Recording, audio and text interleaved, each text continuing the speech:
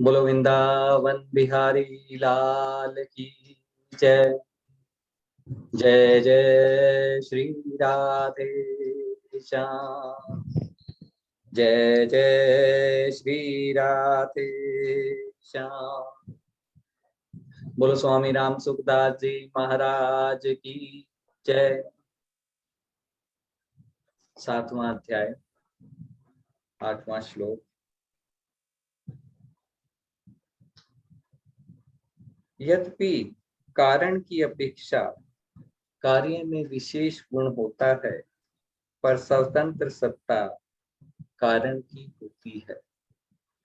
अर्थात कारण के बिना कार्य की स्वतंत्र सत्ता नहीं होती।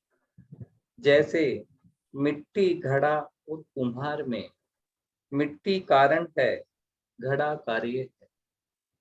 घड़े में जल भरा जा सकता है, पर यह विशेषता मिट्टी में नहीं है।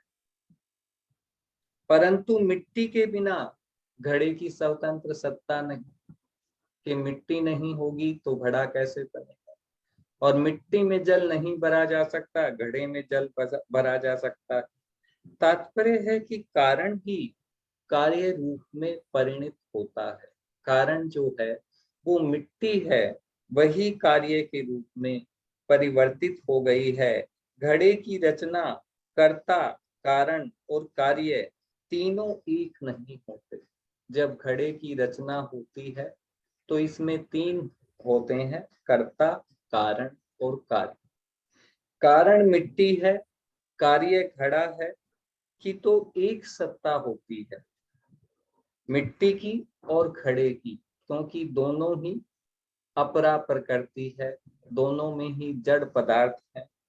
पर कुम्हार की अलग सत्ता होती है, अलग स्वतंत्र सत्ता होती है। परंतु जब हम सृष्टि की रचना में देखते हैं तो कर्ता, कारण और कार्य तीनों एक भगवान ही होते हैं। भगवान ही सृष्टि की रचना करने वाले हैं, भगवान ही कारण है और भगवान ही कार्य के रूप में परिवर्तित हो गए। अतः रस भी भगवान है, जल भी भगवान है। जल में जो रस है वो भी भगवान है, जल भी भगवान है। प्रभा भी भगवान है, सूर्य चांद की जो प्रभा है वो भी भगवान है। और चंद्र और सूर्य भी भगवान ही है। ओंकार भी भगवान है और वेद भी भगवान है। शब्द भी भगवान है, आकाश भी भगवान है, पुरुषार्थ भी भगवान है और मनुष्य भी भगवान है। इस श्लोक में कहा था कि मनुष्यों में पुरुषार्थ में भगवान कह रहे हैं कि मेरे सिवाय और कुछ इस संसार में है ही नहीं, क्योंकि मेरे से ही ये संसार निर्मित हुआ है। इसका कारण भी मैं ही हूँ और कार्य रूप में परिवर्तित भी मैं ही हो गया हूँ। 9वां श्लोक। पृथ्वी में पवित्र गंध मैं हूँ और अग्नि में तेज मैं हूँ, तथा संपूर्ण प्राणियों में जीवन शक्ति भी मैं हूँ और तपस्वियों में तपस्या मैं। कि पृथ्वी गंध से उत्पन्न होती है। हम जानते हैं कि 5 भूत, आकाश शब्द से उत्पन्न होता है, पृथ्वी गंध से उत्पन्न होती है, जल रस से उत्पन्न होती है, अग्नि तेज से उत्पन्न होती है। तो गंध के बिना पृथ्वी कुछ नहीं है। भगवान कहते हैं कि पृथ्वी में वह पवित्र गंध में तेज रूप तन मात्रा से, तेज जो है वो रूप से प्रकट होता है, उसी में रहता है और अंत में उसी में लीन हो जाता है। अग्नि में तेज ही तत्व है और तेज के बिना अग्नि निस्तत्व है, कुछ है ही नहीं, वह तेज मैं। संपूर्ण प्राणियों में एक जीवन शक्ति है, एक प्राण शक्ति है। प्राण के निकल जाने के बाद किसी भी जीव में कोई शक्ति नहीं रहती, वो कुछ भी कार्य नहीं कर सकता। जिससे सब प्राणी जी रहे हैं, उस प्राण शक्ति से वे प्राणी कहलाते हैं। प्राण शक्ति के बिना उनमें प्राणीपना कुछ भी नहीं है। प्राण शक्ति के कारण गाढ़ निद्रा में सोता हुआ आदमी भी मुर्दे से अलग दिखता है। भगवान कह रहे हैं कि वह जो प्राण शक्ति है मनुष्यों में, वह मैं ही हूँ। और सहिष्णुता को तप कहते हैं। सहिष्णुता को तप कहते हैं। किसी का अन्न हो गया।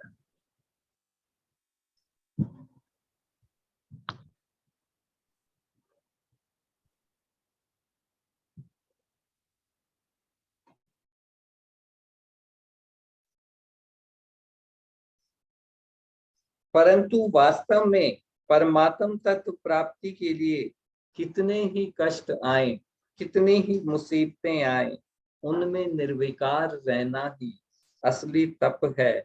यही तपस्वियों में तप है। इसी से वे तपस्वी कहलाते हैं। तपस्वी जो होते हैं वो चाहे कितनी मुसीबतें आए, कितने ही संकट आए, लेकिन वो तप को नहीं छोड़ते हैं। और इसी तप को भगवान अपना स्वरूप बताते हैं। अगर तपस्वियों में तप निकाल दिया जाए तो वे तपस्वी नहीं रहेंगे।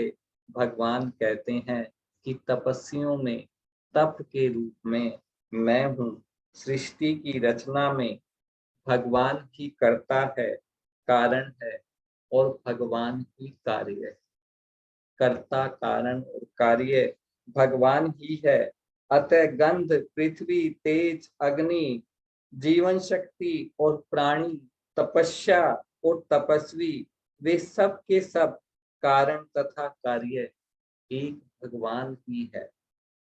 कारण की परा और अपरा, जो भगवान की परा शक्ति है, जो चेतन शक्ति है, अपरा जो प्रकृति है, दोनों ही भगवान की शक्ति होने से भगवान से अभिन्न है, भगवान से एक है। अतः परा और अपरा के संयोग से पैदा होने वाले संपूर्ण सृष्टि, ये जो सारी सृष्टि बनी है वो परा और अपरा के संयोग से ही बनी है। मनुष्य का जन्म भी परा और अपरा के संयोग से ही होता है। तो ये सारी सृष्टि भगवत स्वरूप ही है, भगवान का ही स्वरूप है। 10वां श्लोक। हे पृथानंदन, संपूर्ण प्राणियों का अनादि बीज मुझे जान, बुद्धिमानों में बुद्धि, तेजस्वियों में तेज मैं हूँ। हे पार्थ, संपूर्ण प्राणियों का सनातन अविनाशी बीज मैं हूँ। सबका कारण मैं ही, जो सर्वप्रथम, जो अविनाशी बीज था जिससे सारे प्राणी उत्पन्न हुए। भगवान कह रहे हैं कि सारे संपूर्ण प्राणी बीज रूप मेरे से उत्पन्न होते हैं, मेरे में ही रहते हैं और अंत में मेरे में ही लीन होते हैं। मेरे बिना प्राणी की स्वतंत्र सत्ता नहीं है। बुद्धिमानों में बुद्धि मैं हूँ, बुद्धि के कारण ही बुद्धिमान कहलाते हैं। अगर उनमें बुद्धि न रहे तो उनकी बुद्धिमान शंका ही नहीं रहेगी। भगवान कहते हैं तेजस्वियों में तेज मैं हूँ। यह तेज देवी संपत्ति का एक गुण है। तत्वज्ञ जीवन मुक्त महापुरुषों में एक विशेष तेज, एक शक्ति रहती है। जितने भी जीवन मुक्त महापुरुष हैं या जिन्हें तत्व का ज्ञान हो गया है, उन महापुरुषों में एक तेज, एक शक्ति रहती है जिसके प्रभाव से दुर्गुण दुराचारी मनुष्य भी सद्गुण सदाचारी बन जाते हैं। यह तेज जो है भगवान का ही स्वरूप है। भगवान कहते हैं यह तेज मैं ही हूँ। अपने को संपूर्ण प्राणियों को बीज कहने का अर्थ है कि सब प्राणियों के रूप में मैं ही हूँ। सृष्टि अनंत है, अनंत ब्रह्मांडों में अनंत जीव है। ये सृष्टि जो है वो अनंत है और अनंत ब्रह्मांड भी अनंत है। अनंत ब्रह्मांडों में अनंत जीव हैं, परंतु उन जीवों का बीज परमात्मा एक ही है। फिर हो गया है।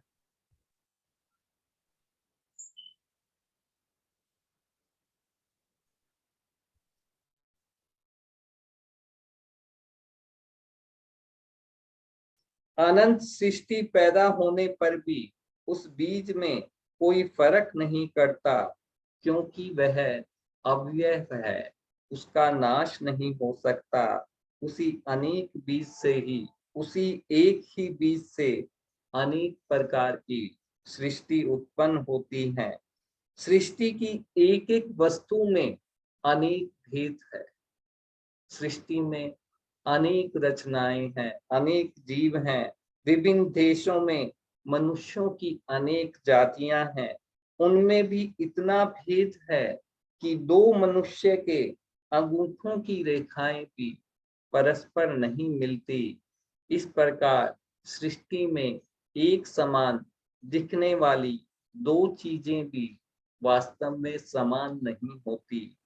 इतनी अनेकता होने पर भी सृष्टि का बीज एक ही है। तात्पर्य यह है कि एक ही भगवान अनेक रूपों में प्रकट होते हैं। आवाज नहीं आ रही, आवाज नहीं आ रही? आवाज नहीं आ रही। हाँ, आवाज नहीं आ रही।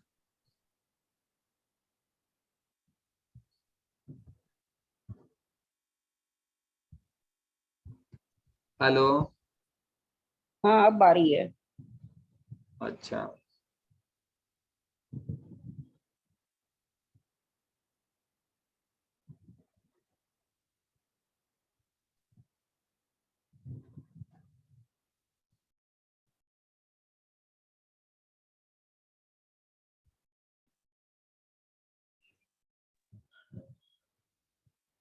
सृष्टि में एक समान दिखने वाली दो चीजें भी वास्तव में समान नहीं होती।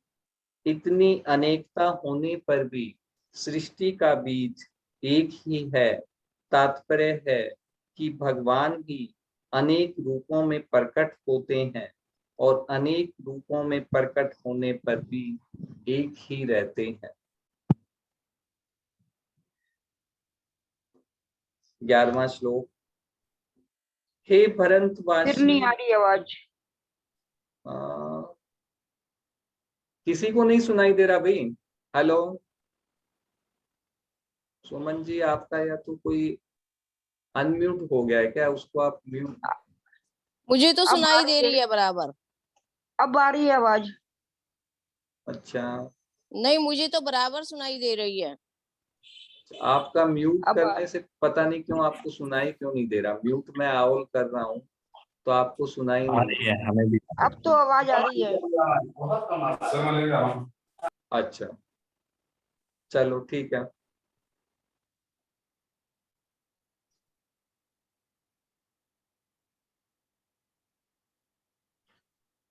ग्यारहवां श्लोक। हे भरतवंशियों में श्रेष्ठ अर्जुन, बलवानों में काम और राग से रहित बल मैं हूँ, और प्राणियों में धर्म से अविरुद्ध धर्म युक्त काम मैं हूँ। कठिन से कठिन काम करते हुए भी अपने भीतर कामना आसक्ति रहित शुद्ध निर्मल उत्साह रहता है। काम पूरा होने पर मेरा कार्य शास्त्र और धर्म के अनुकूल है तथा लोक मर्यादा के अनुसार है, ऐसा विचार से मन में एक उत्साह रहता है। उसका नाम बल है। यह बल भगवान का ही स्वरूप है। हे हे श्रेष्ठ अर्जुन, मनुष्यों में धर्म से अविरुद्ध अर्थात धर्म से युक्त काम जो है वो मेरा स्वरूप है। जंगम सृष्टि मात्र काम से पैदा होती है, जितनी भी सृष्टि है। अतः मनुष्यों में जो काम धर्म से विरुद्ध नहीं है, मर्यादा के अनुसार है, वह काम भगवान का स्वरूप है।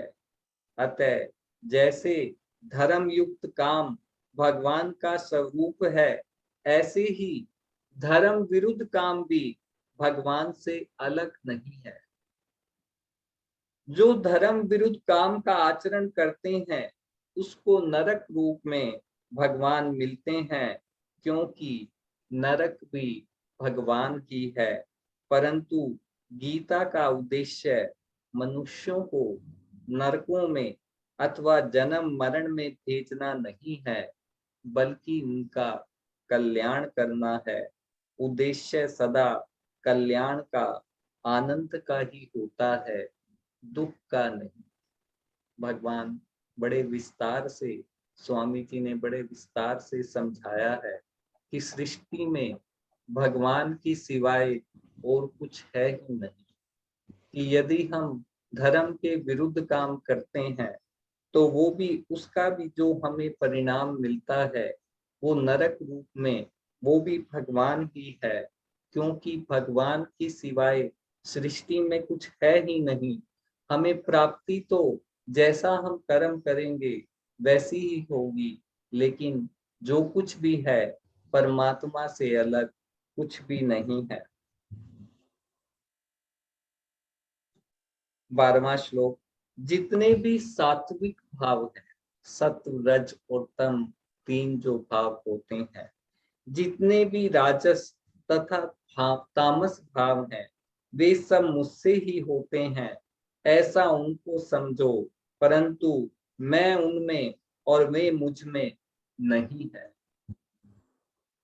ये जो सात्विक, राजस और तामस भाव गुण जो हैं, वे भी मेरे से ही उत्पन्न होते हैं। भगवान कहते हैं कि सात्विक, राजस और तामस जो है, वो गुणों से, जो गुण, पदार्थ और क्रिया होती है, वो मेरे से ही उत्पन्न होती है।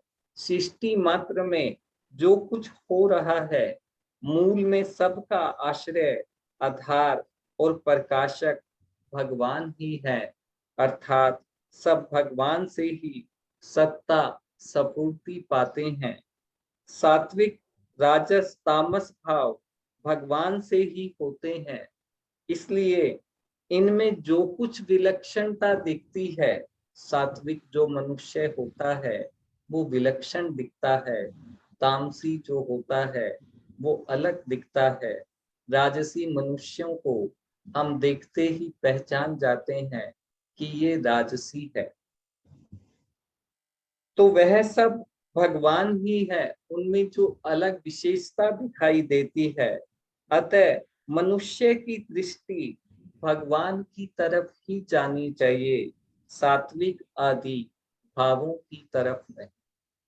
कि भगवान ये कहना चाह रहे हैं कि मैं प्रत्येक मनुष्य में, प्रत्येक जीव में विद्यमान हूँ। तो जीवन मुक्त जो महात्मा होते हैं, जो तत्व के ज्ञाता होते हैं, उसे किसी मनुष्य को देखकर ये भाव उत्पन्न नहीं होता कि ये सात्विक है, ये राजसी है या ये तामसी है। जैसे हम किसी को देखते हैं, हमारे मन में सबसे पहले ये भाव आता है, ये तो बड़ा क्रोधी मनुष्य है, ये बहुत बेकार मनुष्य है, ये भला आदमी। तो यहाँ भगवान ये कह रहे हैं कि जो जीवन मुक्त महात्मा होते हैं, उन्हें उन मनुष्यों में सात्विक या राजसी या तामसी नहीं दिखाई देता, उनमें तत्व के रूप में भगवान ही दिखाई देते हैं कि इसके अंदर भी आत्मा के रूप में भगवान विराजमान है, भगवान के सिवाय कुछ है ही नहीं। तो मनुष्य की दृष्टि भगवान की तरफ ही होनी चाहिए, सात्विक आदि भावों की तरफ नहीं। यदि उसकी दृष्टि भगवान की तरफ जाएगी तो वह मुक्त हो जाएगा, और यदि उसकी दृष्टि सात्विक आदि भावों की तरफ जाएगी तो वह बंध जाएगा। यदि वह उसमें परमात्मा के दर्शन करेगा कि सब में, सब प्राणियों में परमात्मा आत्मा के रूप में समान रूप से विद्यमान है, तो वह मुक्त हो जाएगा।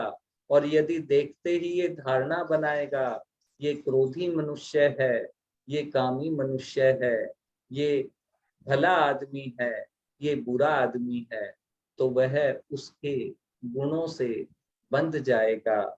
सात्विक, राजस और तामस, इन भावों के अतिरिक्त कोई भाव है ही नहीं। ये सभी भगवत स्वरूप ही हैं। यहाँ अब शंका होती है कि अगर ये सभी भगवत स्वरूप ही हैं, तो हम लोग जो कुछ भी करें वह सब भगवत स्वरूप ही होगा।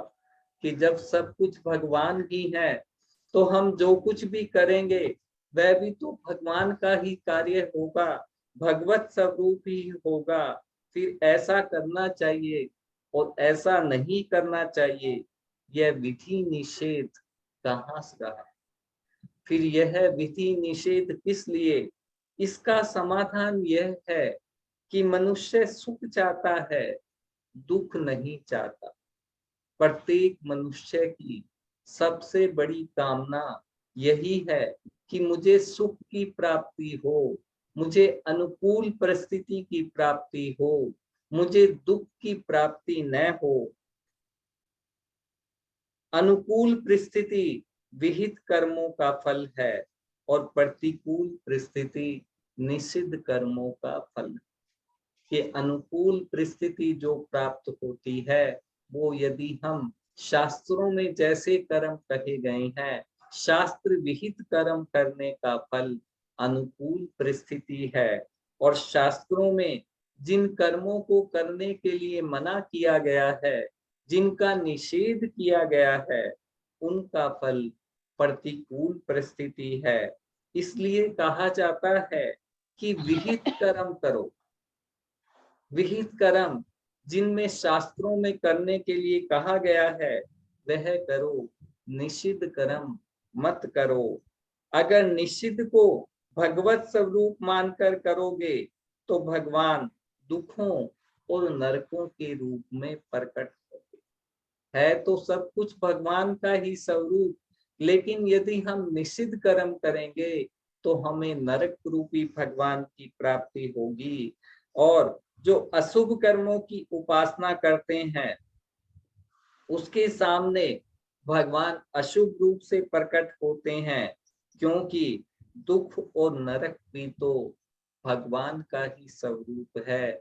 भगवान की सिवाय और किसी पदार्थ की सत्ता ही नहीं है।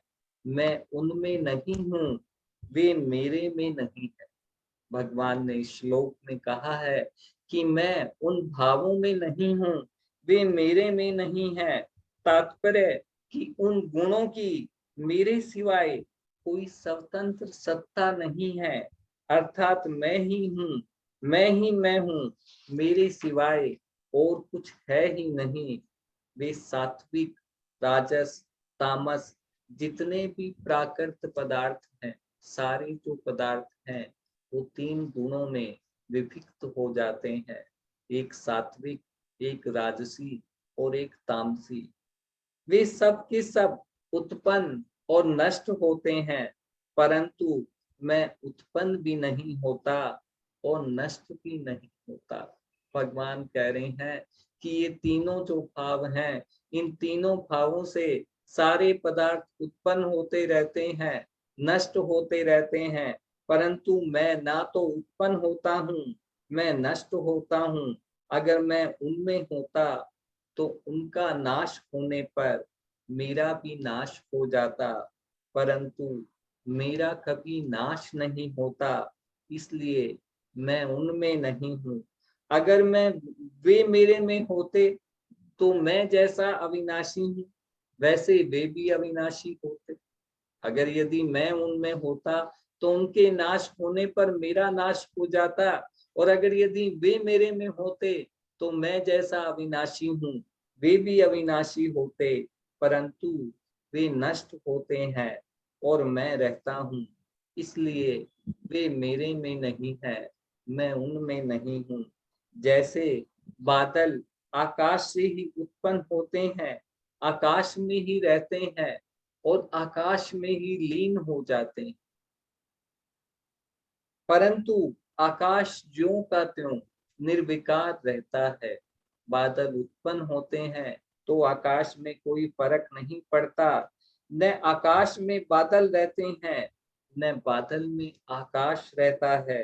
ऐसे ही 8वें श्लोक से यहाँ तक भगवान ने जितनी विभूतियां बताई हैं कि चाहे पृथ्वी है, चाहे जल है, चाहे तेज है, चाहे आकाश है, वे वे सब मेरे से ही उत्पन्न होती हैं।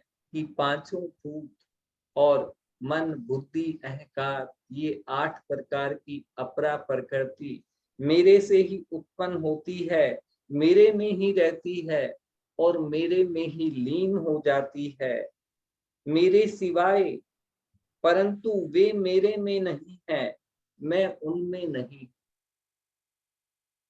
वे मेरे में नहीं है, मैं उनमें नहीं हूँ। इस दृष्टि से सब कुछ मैं ही हूँ। तात्पर्य यह हुआ कि भगवान के सिवाय जितने सात्विक, राजस और तामस भाव अर्थात प्राकृत पदार्थ और क्रियाएं दिखाई देती हैं, उनकी सत्ता मानकर, उनको महत्ता देकर ये मनुष्य उनमें फंस रही है। कि पदार्थों को महत्ता हम देते हैं, पदार्थों की कामना हम करते हैं और उन्हीं कामनाओं से हम जन्म मृत्यु रूपी बंधन में फंस जाते हैं। अतः भगवान उन मनुष्यों का लक्ष्य इधर करते हैं कि सब पदार्थ और क्रियाओं में सत्ता और महत्ता मेरी ही है, मेरे सिवाय इस सृष्टि में कुछ है ही नहीं। इसलिए गीता में बार बार कहा गया है कि सब प्राणियों में परमात्मा के दर्शन करो। हम प्राणी को देखते ही उनके गुणों को दर्शन करते हैं, उनके भावों को पकड़ते हैं, लेकिन ये नहीं हम लोग पकड़ पाते कि इसके अंदर भी परमात्मा का अंश उतना ही है जितना मेरे अंदर है। तो भगवान के दर्शन जो जीवन मुक्त महात्मा होते हैं, उन्हें हर जगह भगवान के ही दर्शन होते हैं। वो प्राणियों के गुणों और दोषों को नहीं पकड़ते, उनके अंदर विराजमान परमात्मा को प्रणाम करते हैं और उन्हीं के दर्शन करते हैं। इसलिए उन्हें परमात्मा के सिवाय कुछ दिखाई नहीं देता। आज इतना ही। बोलो वृंदावन बिहारी लाल की जय। जय जय श्री राधे श्याम। जय जय श्री राधे। श्री राधे श्याम। बोलो स्वामी राम सुखदास जी महाराज। दास जी महाराज की जय। सबको राम राम, सबको राम राम। सबको राम राम, सबको राम राम।